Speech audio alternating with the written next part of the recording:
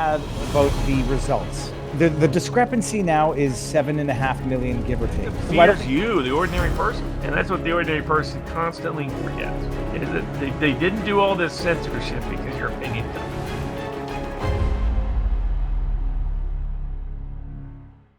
Robert Barnes, sir, you look good. You haven't been able to take your victory lap for the election. You disappeared and you come back. Trump is elected. Gates is nominated. RFK Jr. is nominated. I mean, like, you called it, and I believe to the number. You and Barris had it 312 to 226. Yeah, well, the number I predicted back in the summer was, it was 312. I thought he could steal maybe one or two states to get to 319. Interesting note, however, if we had been properly apportioned and census hadn't made the mistakes they made in 2020, actually Trump would have hit about 319. So because of the way the Republicans were shortchanged. So I was like, man, even my alternative line would have hit. And my prediction all the way back was about 150 million voters. I couldn't decide between the lower end or the higher end of that scale. It came in with 151 million in the end.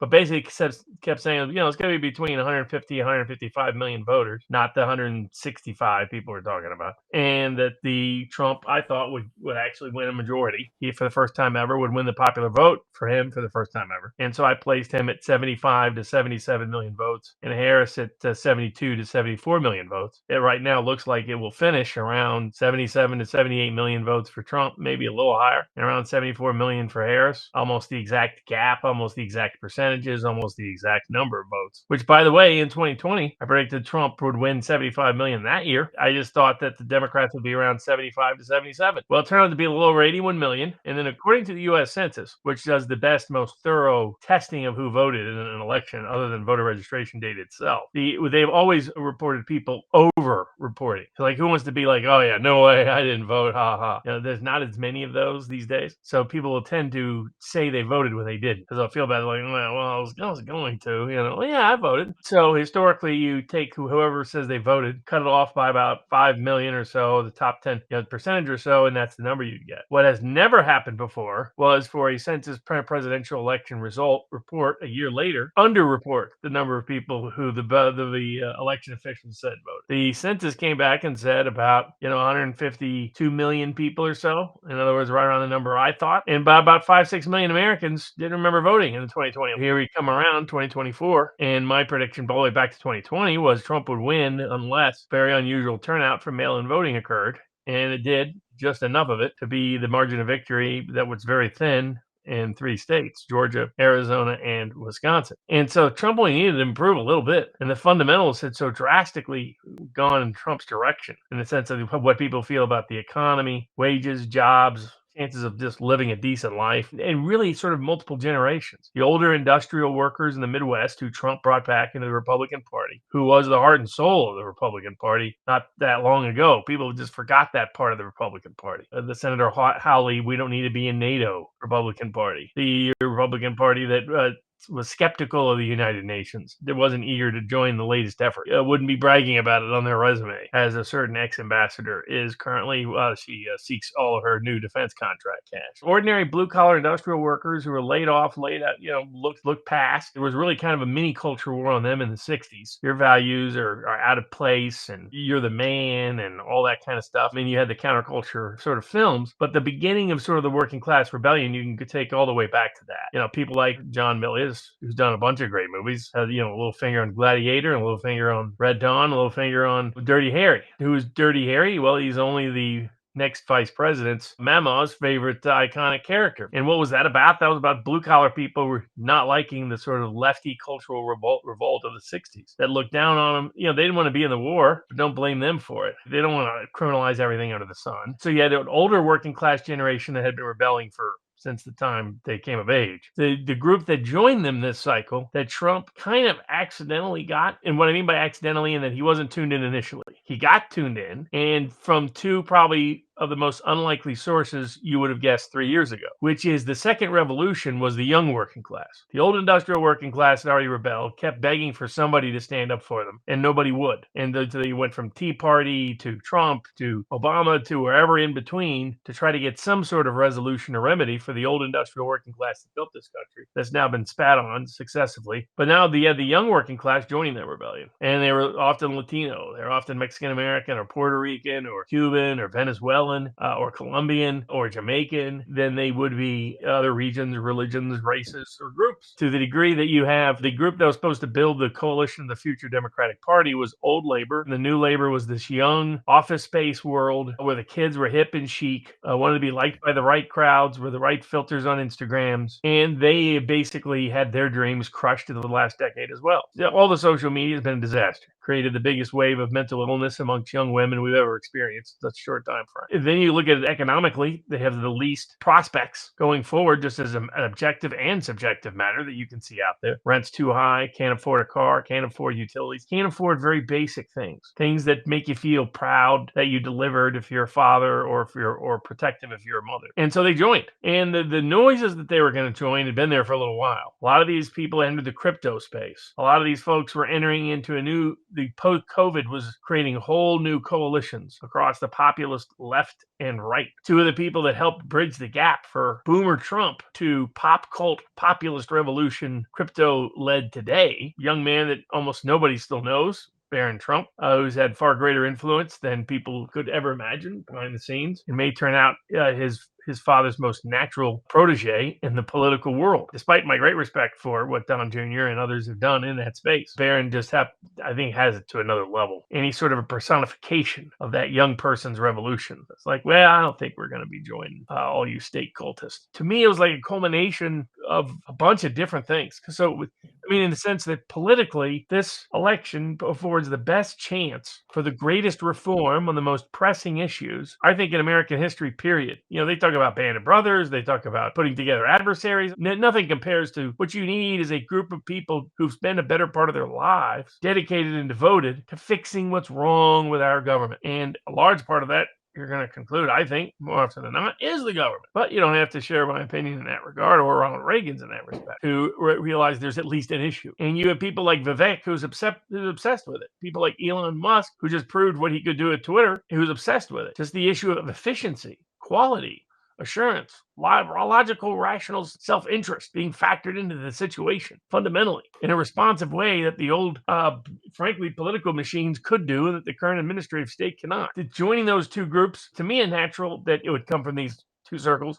Because when I was a kid, after my father passed away, I had sort of huge respect for three figures that were kind of like father-like figures after my dad passed. One was Phil Fulmer, great coach of the University of Tennessee football program, and that was the beginning of our football rise. So I have a sort of a deep affiliation. As Mark Grobert described, for Americans, baseball isn't really about the baseball. It's about the family, the relations between the people. For me, with Tennessee football, then the second was I got two books. I carried them around everywhere. And one of them was Donald Trump's Art of the Deal. I'll never forget this piece, but basically always plan as if you're going to win. Plan as if you're going to win. Now, that doesn't mean you can't have contingencies in case any other event occurs. Do both. In fact, expect the worst possible outcome. But at the same time, assume you're going to win. And it creates this mindset that's brilliant that I've used my whole life. But the other book was Robert Kennedy Sr.'s To Seek a Newer World. That deals with someone complaining in 1968, something has gone deeply wrong with our system and our society of government. And some people might say it started with the assassination of President John Kennedy. What better way to get some sort of real relief and remedy for people than we have a presidential election of a man who survived impeachment, survived indictment, survived imprisonment, survived bankruptcy, survived every smear campaign known to man, literally survived a bullet, and can't wait to just improve the country. And you're going to have someone like Robert Kennedy, who knows more and understands health better than any health official in America by a long mile. If you don't believe me, just try to find the one that will dare to debate Robert Kennedy anywhere, any place, anytime. They have refused for decades. We're still waiting for Peter Hotez. Robert, the question that I had about the results. The discrepancy now is 7.5 million, give or take. Well, I don't think you've ever said, and I don't think we've ever said that the votes were fraudulent in the sense that people that didn't exist, but rather people that didn't know they were voting. Yeah, that's what I thought most of them were. I mean, Yeah, there might be some that had died or some that existed but didn't exist at that address. So there's two ways to think of it. How many people voted who were legitimately trying to vote, who were legitimately qualified to vote, and something went AWOL with the ballot, and they shouldn't have been allowed to count it, but it did. So you have an honest voter, but a dishonest vote. If you define honest vote as a vote done according to the rules, then you have dishonest votes as well, in the sense of dishonest voters and dishonest votes. How many of those we never knew? Very hard to prove. What you could prove in Arizona was that the signatures did not match on just a subsample they looked at. The Democratic Party's own expert looked at. That was 10 times greater than the size of the margin of victory. But what the judge did is he flipped the script. He said, no, now you have to prove to me that, yeah, that signature doesn't match, but it doesn't match because the person who signed it committed fraud. That's never been the legal standard, right? That's the legal standard if you want to prosecute that individual. It's not the legal standard for whether a vote counts or not, because they know of all of these problems. So they said all that you have to prove is there is a doubt about there being a vote, because the most effective mechanism to figure out whether there was a doubt whether the signature matches, but because the courts turned around and decided they weren't going to enforce the actual signature matches, is why we had to wait in 4 years to figure out, well, who was right. Well, all the people who said it was natural, organic, authentic turnout, that even if it was a person who voted, but they absolutely, that doesn't matter, they would have voted anyway. Those people believed that there would be much higher turnout. They believe that we would break through and get right over 160. So there's about 165, just population growth, that same voter turnout. And people like me were saying, in fact, I was shocked by it because I didn't understand why they'd replace Biden with Harris in the first place. I thought Harris was a weaker candidate. And it was only in sort of watching some of their shows, some of the podcasts, who I follow anyway, that I realized the degree to which Democrats, why were they guaranteed to lose 2024? They don't realize they lost 2020. That's why they were always guaranteed to lose 2024. I didn't realize until watching them that they thought all these people were just, oh, that was just a pandemic. It was just a great time to get out that way. Like, you don't even realize that the upside to outsourcing fraud is it's very tough to track from an evidentiary perspective, because, right, like you got 10 different thief rings. That's what outsourcing the fraud meant. It meant you incentivize the nursing coordinator at the local old folks home to say, well, Betty, I'm sure Betty hates Trump, and if she could really vote, but she just can't move right now, I'm just going to help her out. And then it escalates. That's how you get, by the way, where even the system has no idea how many good or bad ballots are in there, right? When you've outsourced it, you have no idea who's done what. You're just praying it doesn't show up in a provable way against you. And you knew that the biggest thing to do was during the preliminary stages, say, hey, we have a lock-in signature match mechanism. No chance that there'll be anybody deny the right to vote or that will steal a vote. And one of the top election officials in Georgia had people registering to vote at his house and were illegally voting in the 2020 election. That's how a joke it was. Well, and just to refresh everybody's memory, because the Arizona signature match expert who came in, it was the Democrats expert who showed that it was like 10 times. Was that was in the 2020 challenge, or was that in Carrie Lake's challenge? What we found out in 2022 was their signature matches in the government of Arizona were kind of a joke. Yeah, like that. I forget what the thing was that they did. The woodpecker, just tick, tick, tick, tick, tick, see, match. They were doing it faster than the brain could process the information. And in Georgia, they never did not even a proper. They never did a signature match. What they did was recount the results and say, "Oh, we audited, we recounted the results, and we got the same number," but never a signature match. They promised it all the way through the election. I know I was there on behalf of President Trump. And as soon as they got people to go off and deep, and by the way, this was not only vindication about election 2020 was not the most fair election in history. I think we can put that myth to bed. Nailed that. Nailed Trump winning. Nailed Trump's winning margin. Nailed where Trump was going to win. He was going to sweep the electoral college states. If you followed the picks we gave up over the last 2 years, you've quintupled your money at sports picks on the political bets alone after election night.